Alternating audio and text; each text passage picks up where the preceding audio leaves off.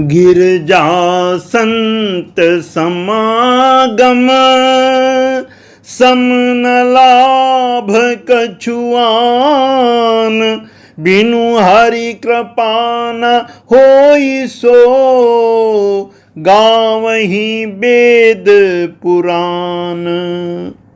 सभी संतों के चरणों में नमन करते हुए स्नेही भगवत प्रेमियों को लल्लन भैया का प्रणाम।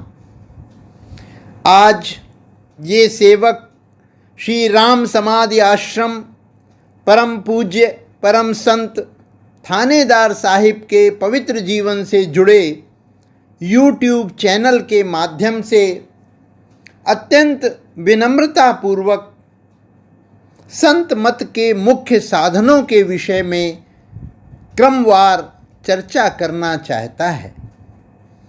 आप सभी जानते हैं कि संत मत प्रेम व भक्ति का एक ऐसा अनूठा आध्यात्मिक मार्ग प्रशस्त करता है जिस पर चलकर कोई भी व्यक्ति, चाहे वो किसी भी जाति का हो अथवा किसी भी धर्म का अनुयायी हो, जीवन के चरम लक्ष्य परमात्मा का साक्षात्कार कर सकता है।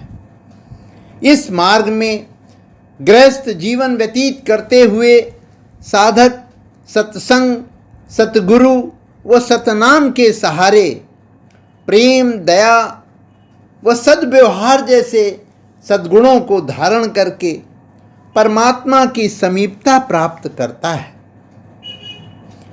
सत्संग, सतगुरु व सतनाम, इन तीनों को संत मत में आधार स्तंभ माना जाता है और इन तीनों का आपस में बड़ा घनिष्ठ संबंध है।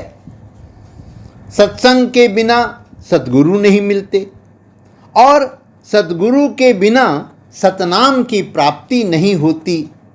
ऐसा जानकर आज गोस्वामी तुलसीदास कृत श्री रामचरितमानस व सिलसिले के सद्गुरुओं द्वारा कही गई अमृतवाणी का सहारा लेकर सत्संग की महिमा पर जो कुछ पढ़ा, संतों के मुख से सुना व गुना, उसे ही प्रस्तुत करने का प्रयास कर रहा हूँ।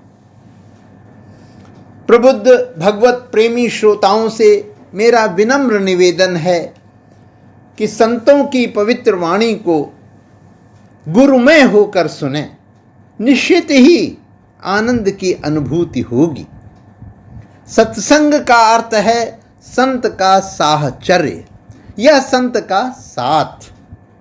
सभी धर्म ग्रंथों में लिखा है कि संत का एक क्षण का साथ भी सैकड़ों वर्षों की कठोर तपस्या तथा निष्कपट भक्ति से कहीं अधिक श्रेष्ठ है। इसी बात को रामायण के सुंदर कांड में लंकिनी नामक राक्षसी हनुमान जी को देखकर अपने पुण्यों को सराहती हुई कहती है, तात स्वर्ग अपवर्ग सुख, धरिय तुला एक अंग, तूल न ताहि सकल मिली, जो सुख लव सतसंग। अर्थात स्वर्ग और मोक्ष के सब सुखों को तराजू के एक पलड़े पर रखा जाए तो भी वे सब मिलकर दूसरे पलड़े पर रखे हुए उस सुख के बराबर नहीं हो सकते जो क्षण मात्र के सत्संग में होता है। सत्संग वास्तव में दो शब्दों से मिलकर बना है। सत अर्थात सत्य, जो सर्वशक्तिमान परमात्मा है, तथा संग अर्थात साथ या साहचर्य। सत्संग अर्थात ईश्वर का साथ। ये संगति यानी ईश्वर का साथ केवल चित्त की एकाग्रता एवं प्रभु के प्रति समर्पण भाव के द्वारा ही प्राप्त किया जा सकता है।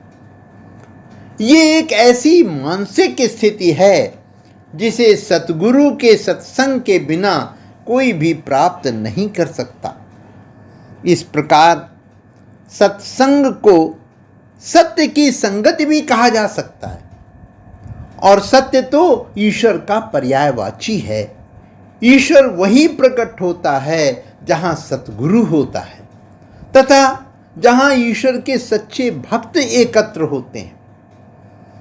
सच ही कहा है कि मन मोरा पंछी भया, उड़कर चला आकाश, स्वर्ग लोक खाली पड़ा, साहिब संतन पास।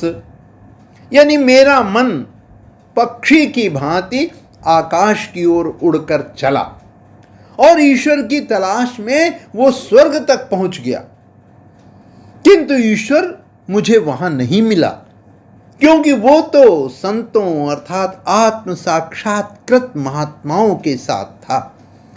इससे ये स्पष्ट होता है कि ईश्वर दर्शन के लिए सतगुरु का सत्संग अति आवश्यक है। महर्षि शिवव्रत लाल जी लिखते हैं, सत्संग सत्संग क्या करे, सत्संगी नहीं कोय, कथा वार्ता कीर्तन ये नहीं सत्संग हुए।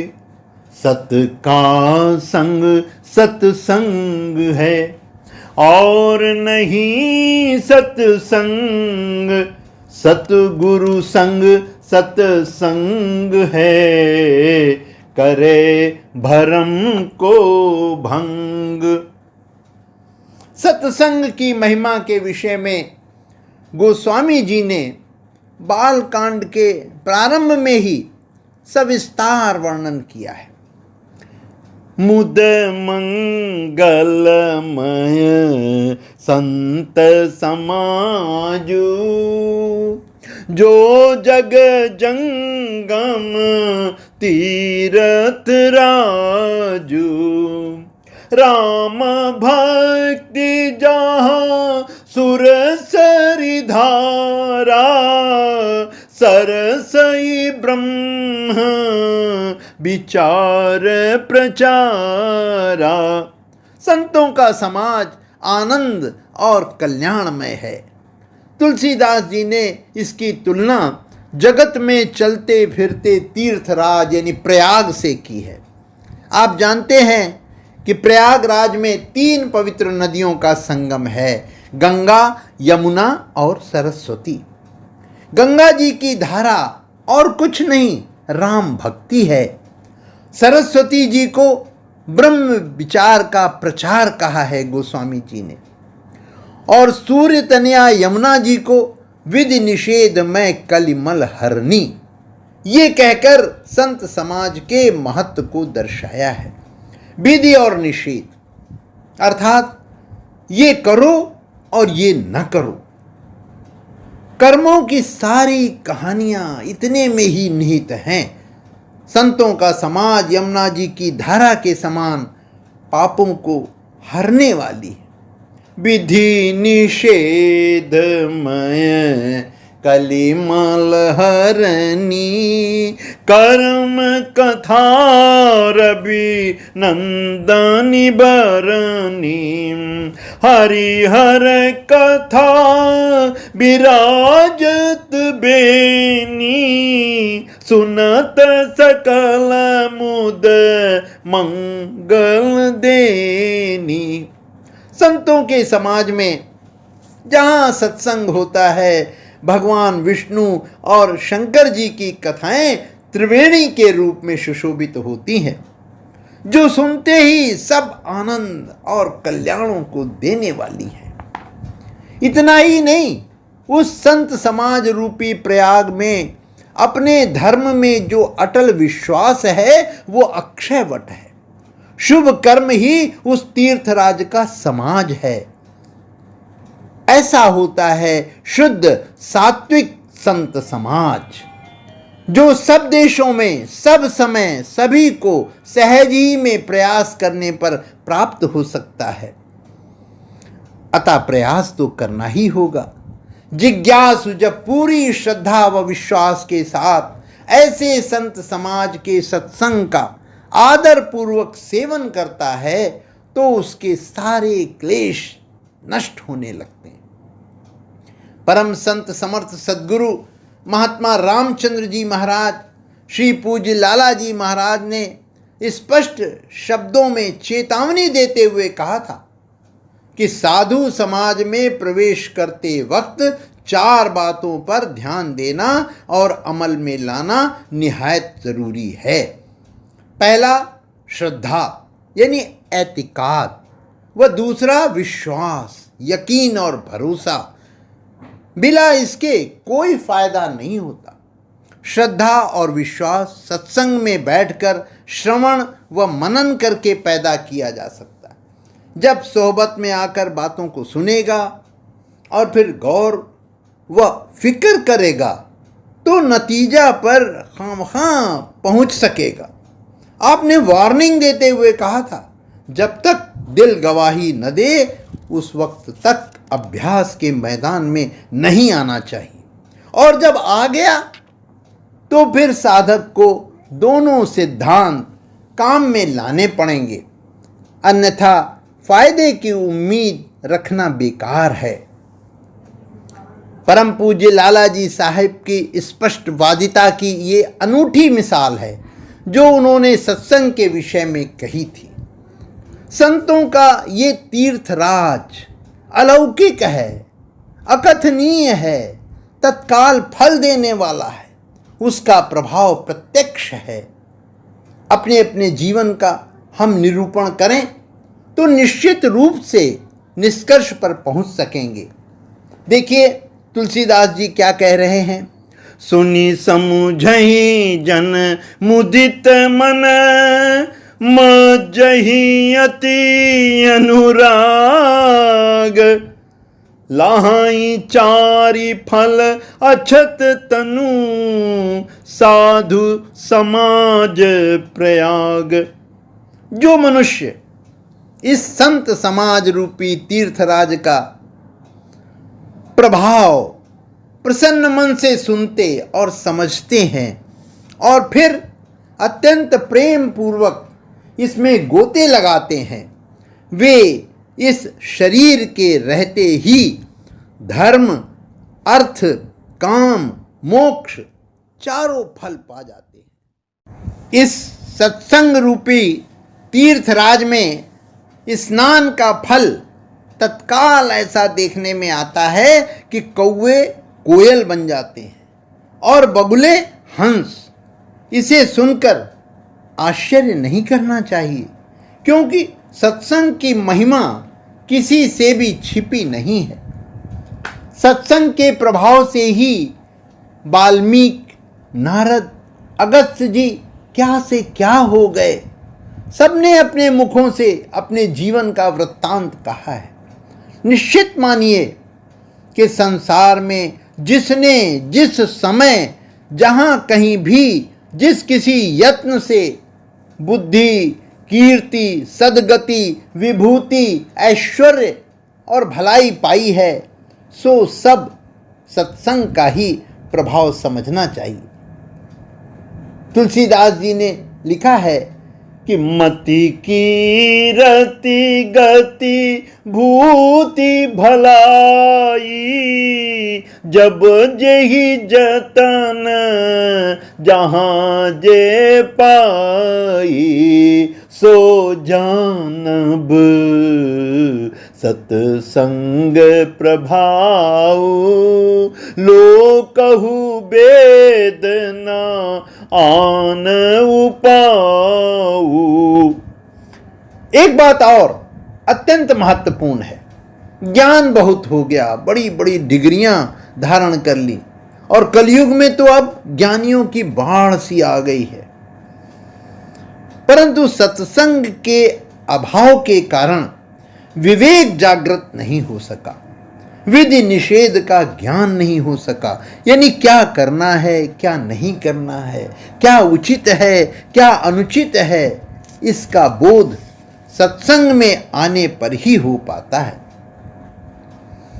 बिनु सत्संग विवेक न होई, राम कृपा बिनु सुलभ न सोई। सत्संगत मुद मंगल मूला, सोई फल सिद्धि सब साधन फूला। यदि ईश्वर से कनेक्शन जोड़ना है तो उसकी याद के लिए हमें सत्संग से जुड़ना होगा, क्योंकि सत्संग ही आनंद और कल्याण की जड़ है। राम जी की कृपा व पूर्व जन्म के संस्कारों से ही सत्संग की प्राप्ति होती है, और यदि सत्संग मिल गया समझो फल की प्राप्ति हो गई। इसे प्राप्त करने के लिए जो साधन करने पड़ते हैं वे सब फूल के समान हैं। परम संत परम पूज्य विशंबर भाई साहब जी कहा करते थे कि आप चलकर यहाँ सत्संग में आए, कोई ट्रेन से, कोई बस से, कोई कार से, कोई हवाई जहाज से और कोई पैदल, ये सब साधन फूल के समान हैं। इसी तरह रामायण पढ़ना, गीता पढ़ना, भजन गाना, ये सब भी फूल के समान साधन हैं। पर यदि सत्संग मिल गया समझो फल की प्राप्ति हो गई। सत्संग की प्राप्ति के लिए जब ये कहा जाता है कि राम कृपा बिनु सुलभ न सोई, तब मन में ये प्रश्न अवश्य उठता है कि राम की कृपा कैसे हो। अब विचार कीजिए कि हम किसी सत्संग में कैसे पहुंच जाते हैं। विभीषण से जब हनुमान जी पहली बार लंका में मिले थे तब उन्होंने कहा था, अब मोहि भाव भरोसे हनुमंता, बिनु हरि कृपा मिलहि नहीं संता।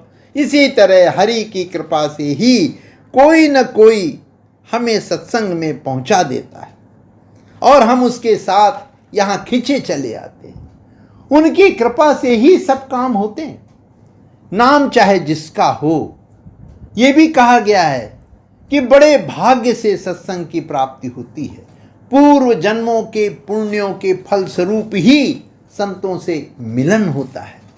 चाहे सकल सुखों को देने वाली भक्ति प्राप्त करनी हो, चाहे जन्म मृत्यु के चक्र से छुटकारा पाना हो, चाहे अनेकों संदेहों का नाश करना हो, सभी के लिए सत्संग की दीर्घ काल तक महती आवश्यकता होती है।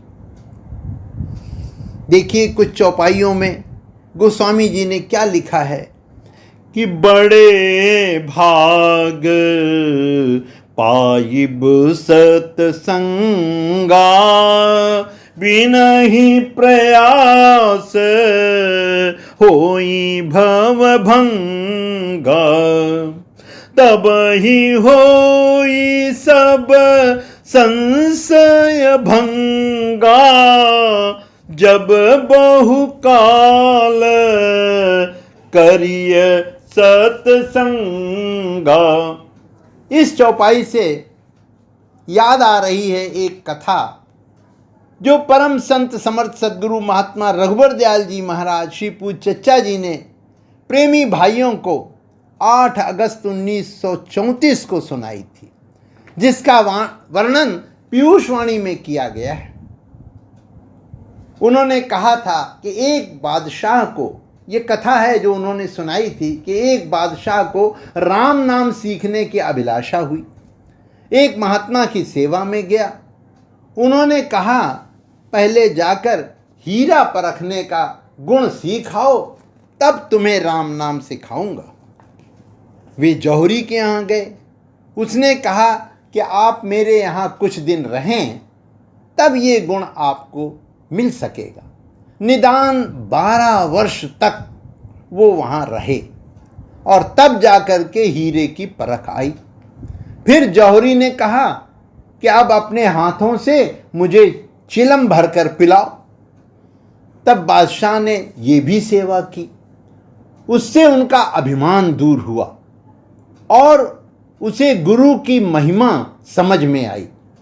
उसके बाद महात्मा के पास राम नाम सीखने के लिए गए। महात्मा ने कहा कि देखो भाई, हीरे की परख सीखने में तो 12 वर्ष लग गए और राम नाम क्या क्षण भर में ही आ जाएगा।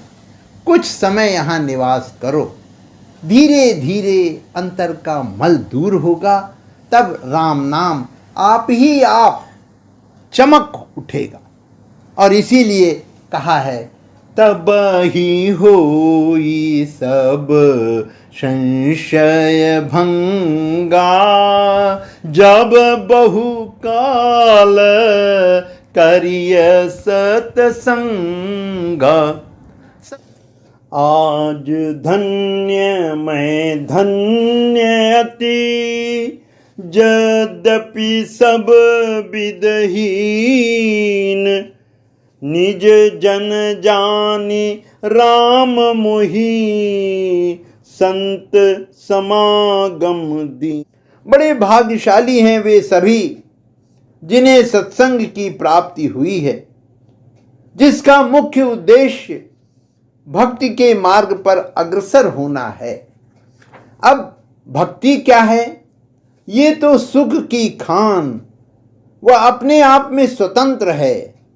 पूर्व जन्मों के कुछ तो पुण्य अवश्य रहे होंगे, तभी तो हमें सत्संग की प्राप्ति हुई है। इन्हीं पुण्यों के फलस्वरूप एक न एक दिन सत अर्थात समर्थ सद्गुरु के चरणों में भी स्थान अवश्य मिलेगा। सभी संत, कवि और पंडित तथा वेद पुराण व सभी सद्ग्रंथ ऐसा कहते हैं कि सत का संग ही मोक्ष अर्थात भव बंधन से छूटने का मार्ग है। बस फिर क्या, हमें यदि सच्चा सत्संग मिल गया है, समझो नेशनल हाईवे मिल गया, जिस पर चलकर हमारे जीवन की गाड़ी फर्राटे से आगे बढ़ेगी और हमें गंतव्य स्थान पर पहुंचा देगी। मजेदार बात यह है कि इस हाईवे पर कोई टोल टैक्स नहीं देना है। केवल प्रेम के सहारे ही आप सब कुछ पा लेंगे। देखिए, भगवान श्री राम अयोध्या में अपनी प्रजा से भक्ति के विषय में क्या कह रहे हैं। भक्ति सुतंत्र सकल सुख खानी, बिनु सत्संग ना पावहि प्राणी। पुण्य पुंज बिनु मिलई न संता, सत्संगति संस्कृति कर अंता। बिनु सत्संग न हरि कथा, तेहि बिनु मोह न भाग। मोह गए बिनु राम पद, होई न दृढ़ अनुराग। सत्संग के बिना हरि की कथा सुनने को नहीं मिलती, उसके बिना मोह नहीं भागता और मोह के गए बिना श्री राम जी के चरणों में दृढ़ यानी अचल प्रेम नहीं होता। इस मार्ग पर पैर रखने के बाद हमें घबराना नहीं चाहिए, धैर्य की बड़ी आवश्यकता है। परम संत परम पूज्य डॉक्टर राम नारायण जी के प्रिय शिष्य महात्मा विशंबर प्रसाद जी हमेशा कहा करते थे कि सत्संग इज ए लर्निंग स्कूल। सत्संग इज ए लर्निंग स्कूल। वे कहते कि सब कुछ देखने के बाद मैं गृहस्थ जनों के लिए इस नतीजे पर पहुंचा हूं कि भाई हाय हाय करना छोड़ना पड़ेगा। I understand the difficulties of the joint family. सबका निष्कर्ष है बी सेटिस्फाइड, यानी संतोष करना होगा, सहन करना होगा, और कोई चारा ही नहीं है। भक्ति क्या है? अनुशासन। तभी तो भगवान श्री राम जी ने उत्तरकांड में अपनी प्रजा से ये भी कहा है कि सोई सेवक प्रियतम मम सोई, मम अनुशासन मान जोई। ये अनुशासन व्यक्ति सत्संग में बिना कहे सुने ही सीख जाता है। यही कमाल है, व्यक्ति अपने आप डिसिप्लिन्ड हो जाता है। सत्संग ऐसी ही सोसाइटी है। और आप जानते हैं कि man is known by the society he lives in, इसलिए सत्संग को लर्निंग स्कूल कहा जाता है। और दूसरा लर्निंग स्कूल है गृहस्थी, जहां पहले बच्चे व नौजवान बुजुर्गों से सीखा करते थे। प्रौढ़ महिलाएं अपने तजुर्बों से बेटियों बहुओं को सिखाती थीं। पर अब तो बाड़ा टूट गया। जानते हैं बाड़ा टूटने का अर्थ? सब जानवर भाग दौड़ते हैं किसी भी दिशा में, निरंकुश होकर। अब धक्के खाकर ही व्यक्ति सीखना चाहता है। तो ठीक है, स्वयं को संभालो, परिवार में ही रहकर अभ्यास करना होगा संतोष का, सहन का। माँ, भाई, बच्चे, पत्नी सबके साथ अपना व्यवहार शुद्ध करें। Start with in the family. So family is a learning school. आप कहते कि सत्संग से अटैचमेंट रखो, ये मुद मंगल मूला है, चैन आ जावेगा। वो परम सुख है, सत्संग ही परमात्मा की देन है, वो उसी में समाया है। अतः सत्संग में जाकर देखें, सुनें और सुनकर मनन करें। इस बात पर फर्म होना चाहिए कि सब कुछ परमात्मा का है और उसी की मर्जी से हो रहा है।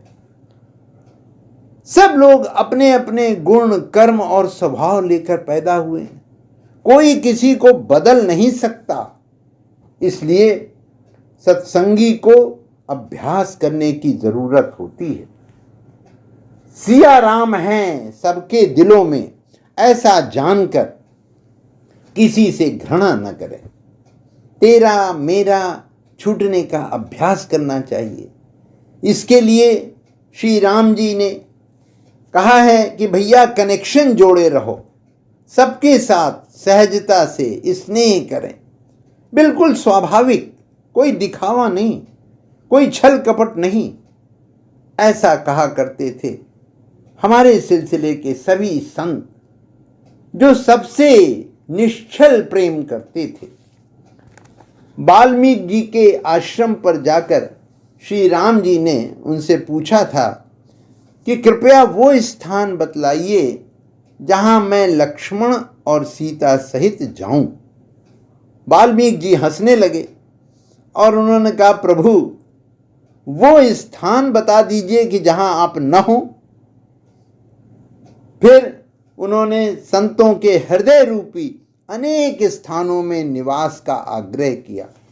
अंतिम दोहा है कि जाहि न चाहिए कबहू कछु, तुम सन सहज सनेहु, बसहु निरंतर तासु मन, सोराउर निज गेहु।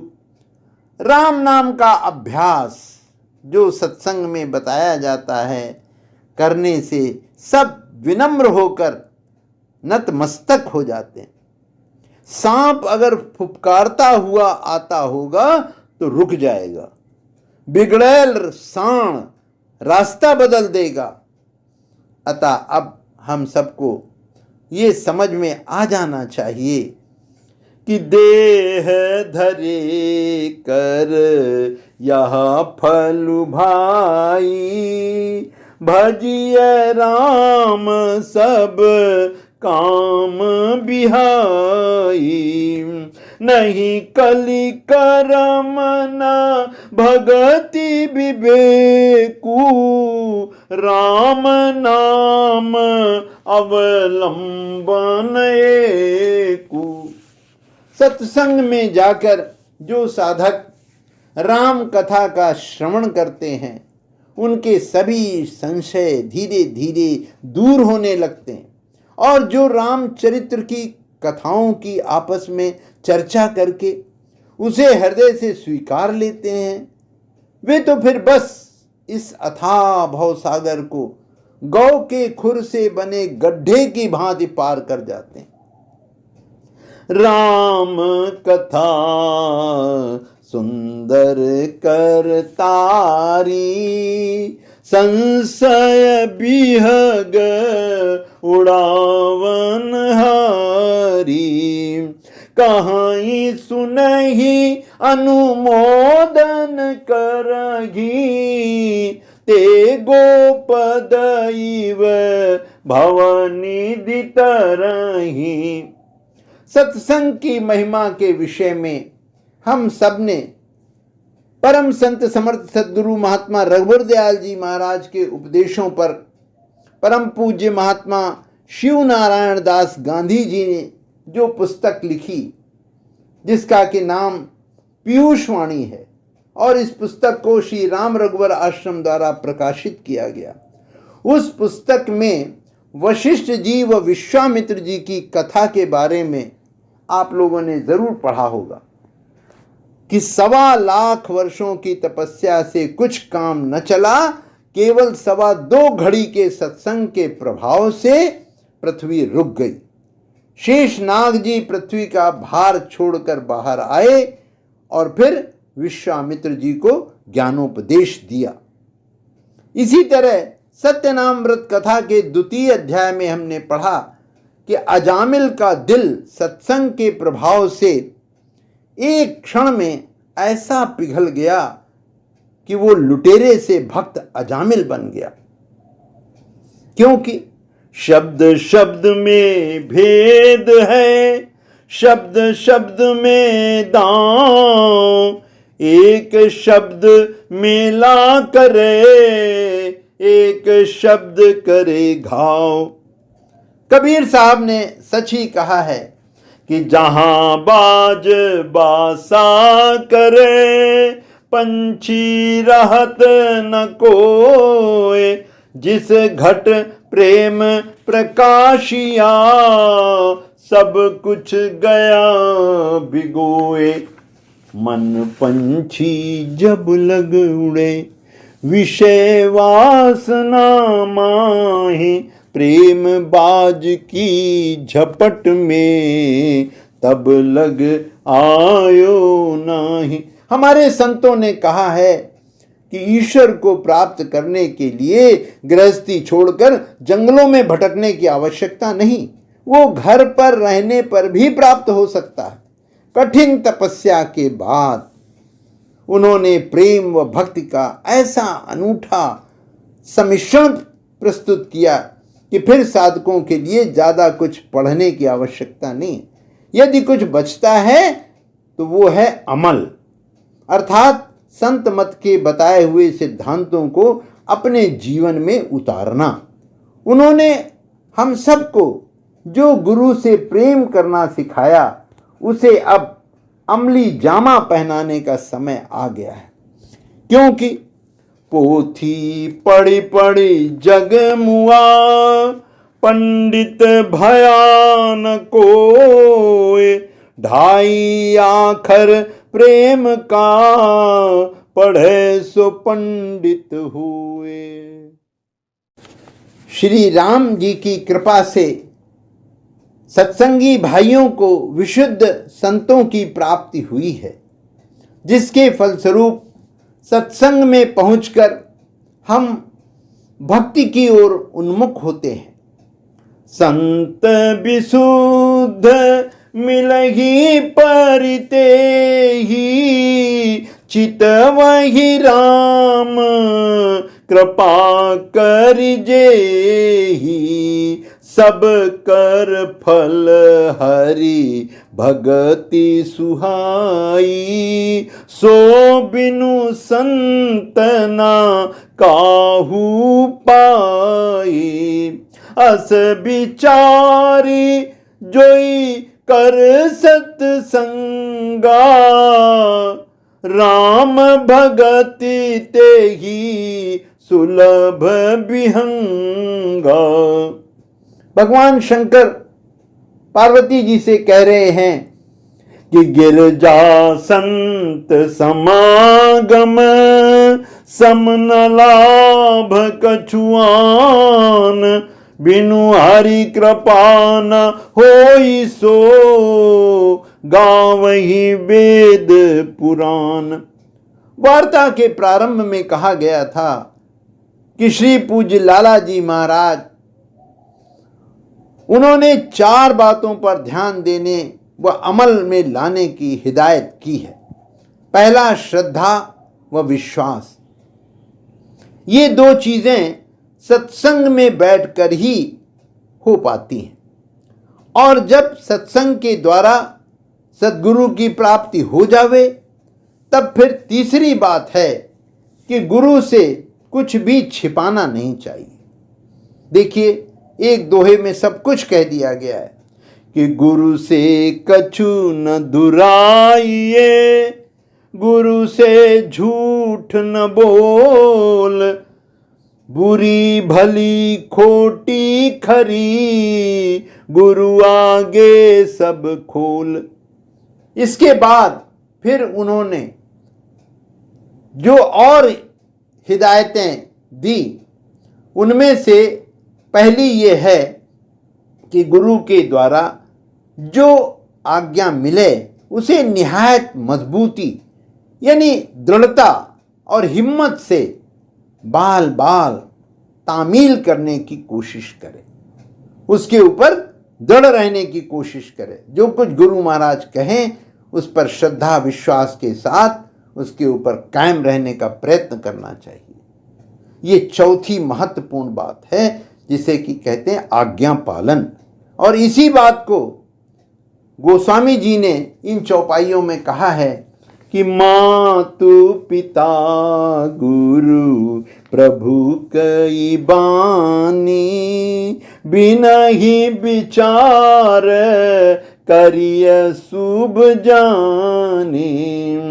मातु पिता गुरु स्वामी निदेशु, सकल धर्म धरनी धर सेसु। सहज सुहद गुरु स्वामी सिख, जो न करई सिरमानी। सो पछिताई अघाई उर, अवसि हुई हित हानि। आज के इस आपाधापी के युग में सत्संगति मिल पाना ही अत्यंत दुष्कर हो गया। सत्संग में जो घड़ियां बीत रही हैं वो हम सबकी धन्यता की द्योतक हैं। शरीर से, मन, वचन व कर्म से सब प्रकार से हीन यानी नीच होते हुए भी आज हम सब धन्य हैं, अत्यंत धन्य हैं, जो परमात्मा की असीम दया व कृपा से, बुजुर्गों के आशीर्वाद से आपस में मिल बैठकर ईश्वर की याद करते हैं। ये सत्संग भी संत समागम जैसा ही है, क्योंकि सत्संगति दुर्लभ संसारा, निमिष दंड भरी एक उबारा।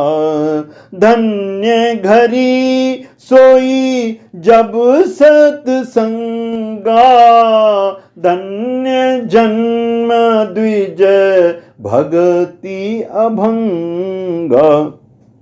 काकभूषुंड जी व गरुड़ जी की लंबी वार्ता हुई, पूरी कथा रामायण की सुनाई गरुड़ जी ने, काकभूषण जी को, और उससे काकभूषण जी अत्यंत प्रसन्न होकर उन्होंने एक दोहे में कहा है कि आज धन्य मैं धन्य अति, यद्यपि सब विदहीन, निज जन जानी राम मोही, संत समागम दीन।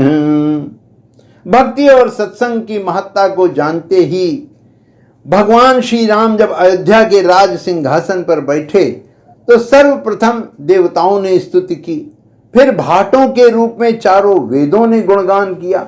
इसके बाद शिव जी वहां आए और गदगद वाणी से स्तुति करने लगे। उनका शरीर पुलकावली से पूर्ण हो गया। उस स्तुति के बारे में जब कभी समय मिलेगा तब फिर चर्चा करेंगे। लास्ट में यानी आखिर में उन्होंने भगवान श्री राम से एक ही वरदान मांगा था कि बार बार बर मांगो, हर्षि देहु श्री रंग, पद सरोज अन पायनी, भगति सदा सत्संग।